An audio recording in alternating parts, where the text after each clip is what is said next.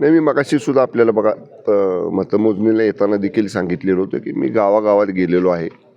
लोकांचा उत्स्फूर्तच प्रतिसाद या निवडणुकीत मला मिळालेला आहे आणि त्यामुळं प्रत्येक फेरीमध्ये थोडं मताधिक्य वाढत आहे आणि असंच वाढत राहील आणि चांगल्या मताधिक्यानं या मतदारसंघातनं महायुतीचा विजय होईल.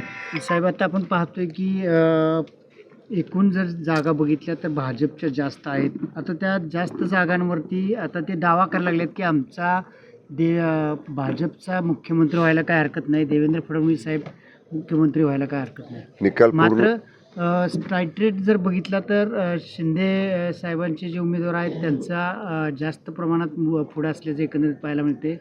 त्याचबरोबर ह्याचेही राष्ट्रवादी अजितदादा गटाची पुढे असल्याचं पाहायला मिळते. निकाल संपूर्ण हाती आल्यानंतर मी सकाळी म्हटलं तसं आमचे महायुतीचे सगळे नेते एकत्र बसतील, प्रमुख नेते, आणि ते ह्याच्या बाबतीतला निर्णय घेतील.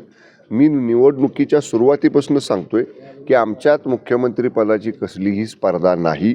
त्यामुळं निकाल पूर्ण हाती आल्यानंतर महायुतीचे जे 3 मुख्य नेते आहेत महाराष्ट्रातले, माननीय एकनाथजी शिंदे साहेब, माननीय फडणवीस साहेब, माननीय अजितदादा आणि घटक पक्षांचे इतर नेते एकत्र बसतील आणि चर्चा करून ते एकत्र सामंजस्यानं चर्चा करून ह्यातनं योग्य मार्ग निघेल. हे आता आपण पाहतोय की भाजपचे उमेदवार जास्त आहेत, मुख्यमंत्री देवेंद्र फडणवीस व्हायला काय हरकत नाही असं एकंदरीत आता दावा करताना पाहायला मिळाला. कोण करते? आता भाजपची नेते मंडळी करतात. ठीक आहे ना. हे बघा, आता मी काय म्हणलं तुम्हाला, कुणी काय म्हणावं, लोकशाहीमध्ये ज्याचं त्याला स्वातंत्र्य आहे. प्रत्येक पक्षाच्या कार्यकर्त्याला वाटत असतं.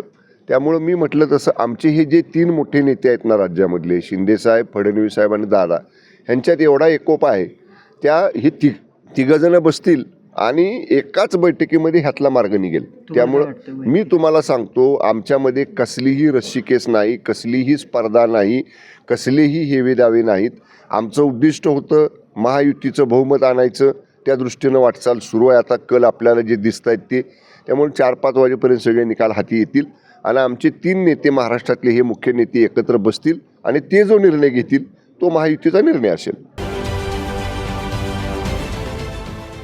देश विदेशातील प्रत्येक घडामोडींचे लाईव्ह अपडेट मिळवण्यासाठी आता साम टीव्हीच्या सर्व सोशल मीडिया प्लॅटफॉर्मला लाईक, फॉलो आणि सबस्क्राईब करा.